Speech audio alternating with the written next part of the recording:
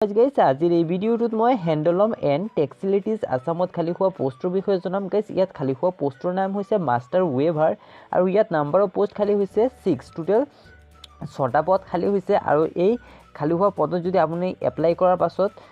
আপোনাৰ চাকৰি হয় তেতিয়াহ'লে আপোনাৰ চেলাৰি থাকিব 14,000 পৰা 49,000 পাৰ মান্থ লগতে থাকিব গ্ৰেড পে 8,700 তাৰপিছত উল্লেখ কৰিছে এডুকেশ্যন কোৱালিফিকেশ্যন এই পোষ্টত যদি আপুনি এপ্লাই কৰিব বিচাৰে তেনেহ'লে আপোনাৰ এডুকেশ্যন কোৱালিফিকেশ্যন লাগিব মাত্ৰ মেট্ৰিক পাছ আপুনি যদি মেট্ৰিক পাছ কৰিছে তেনেহ'লে এই পোষ্টত এপ্লাই কৰিব পাৰিব কিন্তু লগতে উল্লেখ কৰিছে আপোনাৰ এক্সপিৰিয়েঞ্চ থাকিব লাগিব 10 ইয়াৰ্ছৰ ৱেভিং এণ্ড কনভাৰেণ্টত তাৰপিছত উল্লেখ কৰিছে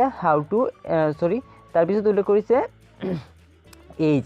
এজ হ'ব লাগিব আপোনাৰ 18 ইয়াৰ্ছৰ পৰা 43 ইয়াৰ্ছৰ ভিতৰত তাৰপিছত উল্লেখ কৰিছে হাউ টু এপ্লাই আপুনি অফলাইনে এপ্লাই কৰিব লাগিব অফলাইনে যদি আপুনি এপ্লাই কৰিব বিচাৰে তেনেহ'লে এটা ষ্টেণ্ডাৰ্ড ফৰ্ম ল'ব লাগিব আৰু ষ্টেণ্ডাৰ্ড ফৰ্মটো ফিল আপ কৰি